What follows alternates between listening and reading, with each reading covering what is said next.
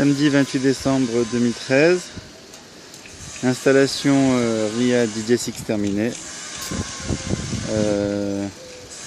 Voici la pergola solaire. Donc on a 11 capteurs qui sont branchés en série parallèle.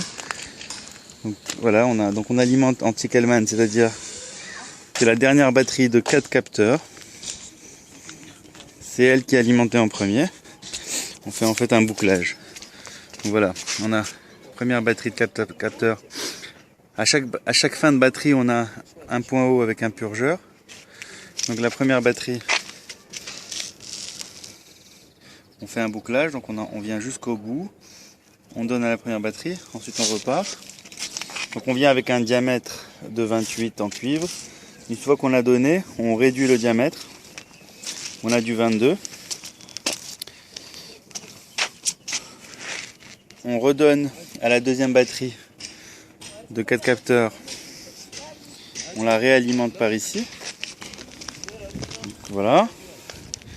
Et à chaque fois, en sortie, on récupère le flux solaire qui passe par les batteries. Et donc on commence à récupérer avec la première batterie de 4 capteurs. Récupère ici. Ensuite on sort, on donne avec un diamètre de 22.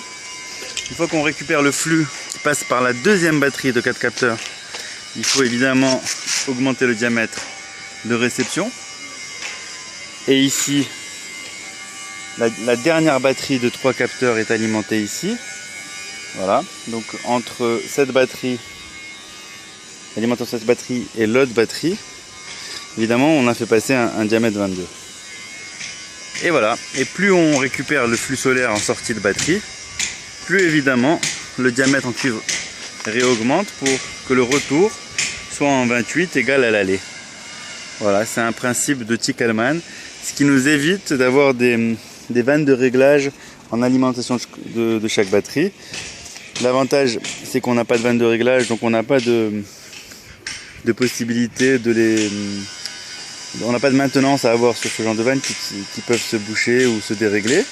L'inconvénient, c'est qu'on utilise beaucoup de cuivre, donc ça coûte plus cher, mais c'est un système qui est beaucoup plus fiable. Voilà, énoncé du principe de Tickelman.